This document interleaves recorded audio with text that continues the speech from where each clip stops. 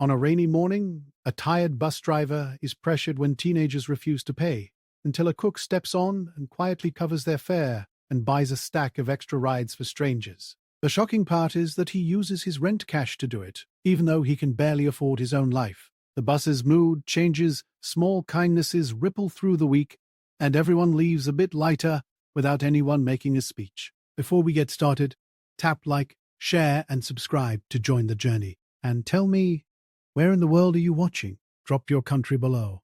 I love seeing the global trail of these stories. It rained, the kind of rain that makes bus stop signs look like mirrors. The kind of rain that turns sidewalks into little rivers and fogs the bus windows no matter how high the fan runs. The driver wiped a circle on the glass with her sleeve and blew into her hands. She flipped on the interior lights. The bus looked like every morning, a grey rib cage of seats, a gum dark spot near the middle, a tiny taped photo by the fare box of a kid with a missing front tooth. She checked the mirrors and launched the route on time. The first stop gave her the usual half nods, a guy in a suit, a woman with a stroller. 3 construction workers who said nothing but took the same spots. She said good morning anyway. Most people pretended they didn't hear. That was fine. There was comfort in the script. She hit every light just right down Maple. Tap the brake twice before the hill. Avoid the pothole that looks like a spilled coffee near the campus gate. Do not make eye contact with people who spit their gum into napkins. At 7:15, a pack of teenagers shoved on at Maple and 3rd. Hoodies pulled up, a skateboard under one arm, wet sneakers squeaking. One of them, in a red hoodie, sailed past the fare box like air. The reader chirped, but nothing lit up. She put her hand on the side of the box the way you do when you're tired of explaining and still trying to be decent. "Tap or pay, please," she said. Calm. The kid smirked like it was a game. "It's raining," he said, as if that made money. His buddies laughed. One held a phone like maybe this would make content. The skateboard knocked against the pole. Drip, drip, drip off the hood edges. People shifted and sighed and started filming. A man in the aisle checked his watch loud.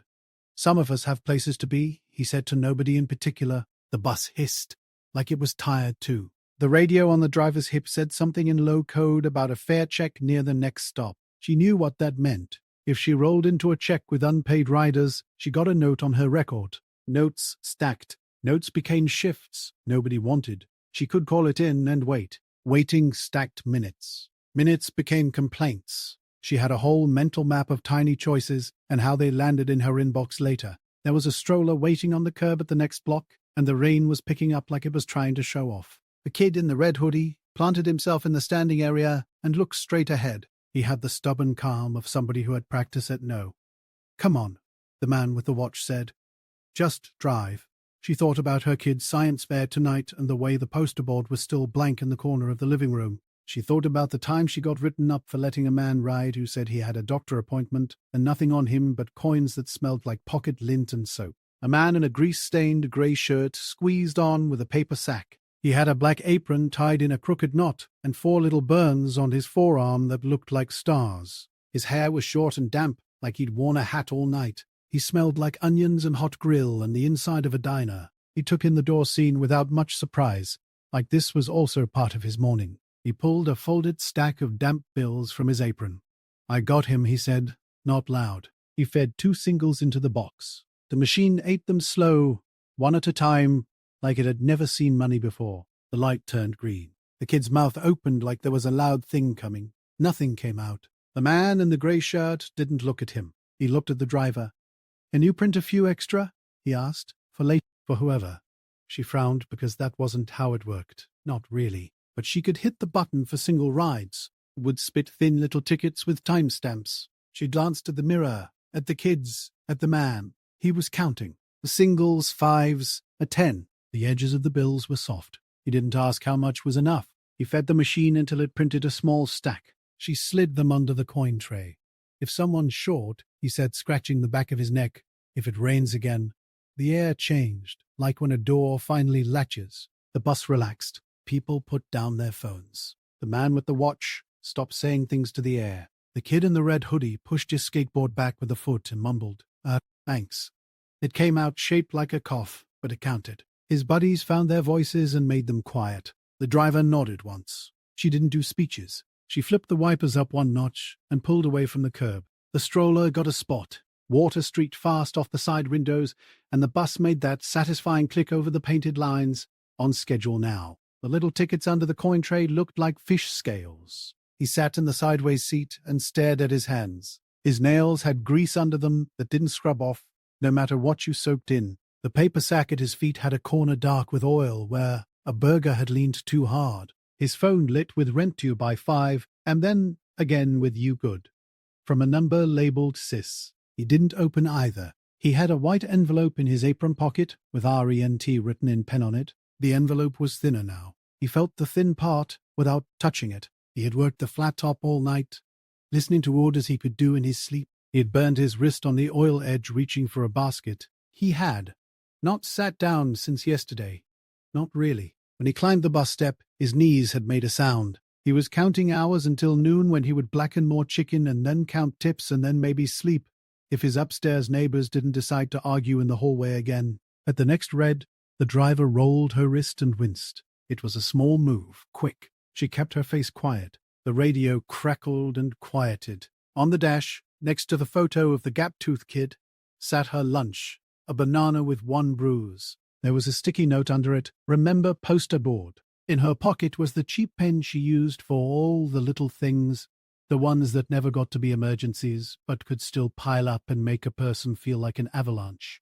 At the back, the kid in the red hoodie bent to pick up a crumpled wrapper. He tucked it in his pocket like maybe a trash can would appear later, like he was saving up good behavior for when it counted. He shifted the skateboard to let the stroller through when the aisle got tight at Elm. He didn't look toward the front again. His face had the look of someone rehearsing a thank you for later, and not sure where to put it. When the bus hit downtown, the man in the grey shirt stood to get off. At the fare box, he tapped the glass with 2 fingers, the way you tap a fish tank when you are a kid and want to say hi without admitting you think the fish can hear. He nodded at the driver. She slid one of the little tickets out from under the tray and held it up. He shook his head once, like he was good, like that wasn't why he did it. The light turned green and he was gone into the rain with his paper sack. 2 stops later, a woman in a pink jacket patted her coat and went pale at the empty spot where her wallet was supposed to be. The driver watched the panic bloom. She slid a little ticket under the glass without eye contact. The woman took it like it was fragile. She whispered thanks to the window. By Friday, there was a plastic deli cup on the dash with a rubber band around. Someone had written rain passes on a piece of tape and stuck it to the front. The cup held the extra tickets, folded over once, blue edges lined up. People added to it without talking. A guy in a navy suit tucked a 20 under the rubber band and pretended it was nothing. A woman with the stroller, the same one from Monday, put in 2 quarters and a Starburst, which the driver took out later and ate at a red light because why not? A transit cop came on 2 mornings after and lifted the cup, read the tape, looked at the driver. He put the cup down and nodded at her photo instead. "Cute," he said, and stepped off. She let go of a breath she didn't know she was holding. One afternoon, an older man with a buzz cut and a battered suitcase climbed on and patted every pocket he had. He said he just needed to get to the county office by 4. He did not say why. She slid a ticket toward his fingers. He looked at it long like it hurt to take. At the next stop, he stood and hovered by the fare box, then tucked a bus token into the deli cup, the kind they didn't even use anymore, smooth and old like it had stories. The kid in the red hoodie started to sit closer to the front. Not close, but not all the way in the back either. Twice he tapped his card before she asked, a quick, nervous motion, like he wanted it on record. Once he stood and said, "Yo, mind if I," and took 2 tickets from the cup and walked to the back and handed them to a pair of soaked tourists holding a map upside down. He didn't look at the front while he did it. He just did it. The tourists grinned at him like he was a guide. On Thursday, the man in the grey shirt stepped on again. Eyes bleary, apron, tie new. He put a Togo cup with a peeling diner logo on the dash. "Hot. Careful," he said. He nodded at the cup with tickets. He didn't feed the fare box that day. He tapped his own card from a crease in his wallet. The driver lifted the coffee with 2 hands. It smelled like chocolate and burnt edge and the kind of comfort that comes in paper. She wanted to tell him that it mattered, that the bus felt different this week, like somebody opened a window that had been painted shut. She wanted to say she slept easier on the days the deli cup was full. She didn't say any of it. She tore the banana bruise off and told him, "You got burns," instead nodding at his arm. He looked at the stars on his skin. Burgers don't wait. he said, and grinned a little. He held up a thumb that had a cut on it, bandaged with a torn strip of blue glove. He shifted his weight, like he was balancing more than just his body. The bus hit a pothole, and both of them looked up at the same time, the way people do when they share a job that requires both hands and patience. Most days, nobody sees the hinge when a day swings a different way. It's not a parade. No one hands you a sash for paying attention. It's a small tilt, like a cup under a slow leak, like someone putting a hand out when a box slides. You feel it if you were already bracing. You feel it in the room when the loudest person gets quieter because someone met them where they are. Fed one green light into the grey of it, maybe the man in the grey shirt went home that night and counted what was left in the envelope and made a choice that stung.